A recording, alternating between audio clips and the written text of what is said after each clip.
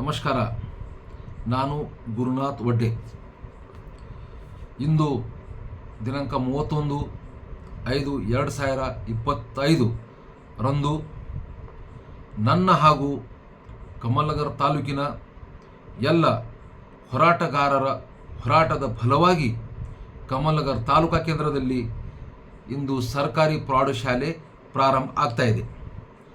ಹಳ್ಳಿಗಳಲ್ಲಿ ಕೂಡ ಸರ್ಕಾರಿ ಪ್ರೌಢಶಾಲೆ ಇದ್ದರೂ ಕಮಲನಗರ ತಾಲೂಕಾ ಕೇಂದ್ರದಲ್ಲಿ ಮಾತ್ರ ಇನ್ನೂವರೆಗೆ ಸರ್ಕಾರಿ ಪ್ರೌಢಶಾಲೆ ಇರುವುದಿಲ್ಲ. ಇದರಿಂದ ಇಲ್ಲಿನ ಹೋರಾಟಗಾರರು ನಿರಂತರವಾಗಿ ಪ್ರೌಢಶಾಲೆಗಾಗಿ ಹೋರಾಟ ಮಾಡ್ತಾಯಿದ್ದರು. ನಾನು ಕೂಡ 2018ರಿಂದ ನಿರಂತರವಾಗಿ ಹೋರಾಟ ಮಾಡ್ತಾಯಿದ್ದೀನಿ. 2018ರಲ್ಲಿ ಸರ್ಕಾರಕ್ಕೆ ಮನವಿ ಸಲ್ಲಿಸಿ ಕಮಲನಗರ ತಾಲೂಕಾ ಕೇಂದ್ರದಲ್ಲಿ ಸರ್ಕಾರಿ ಪ್ರೌಢಶಾಲೆ ಪ್ರಾರಂಭಿಸಬೇಕೆಂದು ನಾನು ಮನವಿ ಮಾಡಿರುತ್ತೇನೆ. ತದನಂತರ ನಾನು 2021ರಲ್ಲಿ ಅಂದರೆ ದಿನಾಂಕ 13/9/2021ರಂದು ಸರ್ಕಾರಕ್ಕೆ ಮನವಿ ಸಲ್ಲಿಸಿ ಕಮಲನಗರ ತಾಲೂಕಾ ಕೇಂದ್ರದಲ್ಲಿ ಸರ್ಕಾರಿ ಪ್ರೌಢಶಾಲೆ ಇರೋದಿಲ್ಲ, ಇಲ್ಲಿನ ಒಂದು ಬಡ ಮಕ್ಕಳ ಹಿತದೃಷ್ಟಿಯಿಂದ ಇಲ್ಲಿ ಸರ್ಕಾರಿ ಪ್ರೌಢಶಾಲೆ ಪ್ರಾರಂಭಿಸಬೇಕೆಂದು ನಾನು ಮನವಿ ಮಾಡಿರುತ್ತೇನೆ. ಮೊನ್ನೆ ಈ ಬಗ್ಗೆ ಸರ್ಕಾರದಿಂದ ಯಾವುದೇ ಸ್ಪಂದನೆ ಸಿಗದಿದ್ದಾಗ ನಾನು ದಿನಾಂಕ 22/10/2021ರಂದು ಮಾನ್ಯ ಕರ್ನಾಟಕ ರಾಜ್ಯ ಉಚ್ಚ ನ್ಯಾಯಾಲಯ ಬೆಂಗಳೂರಿನಲ್ಲಿ ಸಾರ್ವಜನಿಕ ಹಿತಾಸಕ್ತಿ ಅರ್ಜಿಯನ್ನು ಸಲ್ಲಿಸಿರುತ್ತೇನೆ.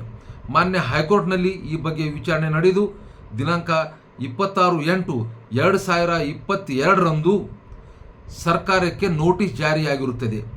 ಮಾನ್ಯ ಹೈಕೋರ್ಟ್ದಿಂದ ಸರ್ಕಾರಕ್ಕೆ ನೋಟಿಸ್ ಜಾರಿಯಾದ ನಂತರ ಎಚ್ಚೆತ್ತುಕೊಂಡ ಸರ್ಕಾರ ಹಾಗೂ ಅಧಿಕಾರಿಗಳು ಈ ಬಗ್ಗೆ ಚಿಂತನೆ ನಡೆಸಿ ಕೊನೆಗೂ ಈ ವರ್ಷ ಕಮಲನಗರ ತಾಲೂಕಾ ಕೇಂದ್ರದಲ್ಲಿ KP ಸ್ಕೂಲ್ ಮಂಜೂರು ಆಗಿರುತ್ತದೆ.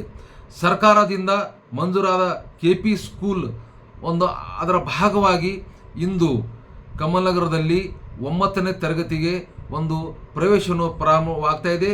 ಇದರಿಂದ ಕಮಲನಗರದಲ್ಲಿ ಇವತ್ತಿನ ದಿವಸ ಸರ್ಕಾರಿ ಪ್ರೌಢಶಾಲೆ ಪ್ರಾರಂಭವಾಗ್ತಾ ಇದೆ. ಇದು ಒಂದು ಎಲ್ಲರಿಗೂ ಸಂತೋಷದ ವಿಷಯ. ಇದಕ್ಕಾಗಿ ನಾನು ವಿಶೇಷವಾಗಿ ಮಾನ್ಯ ಕರ್ನಾಟಕ ರಾಜ್ಯ ಉಚ್ಚ ನ್ಯಾಯಾಲಯ ಬೆಂಗಳೂರು ಇವರಿಗೆ ನಾನು ಅತ್ಯಂತ ಗೌರವದಿಂದ ಅಭಿನಂದನೆಗಳನ್ನು ನಾನು ಸಲ್ಲಿಸ್ತೇನೆ. ಅದೇ ಪ್ರಕಾರ ಸರ್ಕಾರಿ ಪ್ರೌಢಶಾಲೆ ಕಮಲನಗರದಲ್ಲಿ ಪ್ರಾರಂಭಿಸಲು ಹೋರಾಟ ಮಾಡಿದ ಎಲ್ಲ ಹೋರಾಟಗಾರರಿಗೂ ಎಲ್ಲ ಚಿಂತಕರಿಗೂ ಹಾಗೂ ವಿಶೇಷವಾಗಿ ಈ ಬಗ್ಗೆ ಸುದ್ದಿ ಪ್ರಸಾರ ಮಾಡಿದ ಎಲ್ಲ ಮಾಧ್ಯಮದವರಿಗೂ ಕೂಡ ಇವತ್ತು ನಾನು ಅಭಿನಂದನೆಯನ್ನು ಸಲ್ಲಿಸ್ತಾ ಇದ್ದೀನಿ. ಜೈ ಹಿಂದ್, ಜೈ ಕರ್ನಾಟಕ ಮಾತೆ.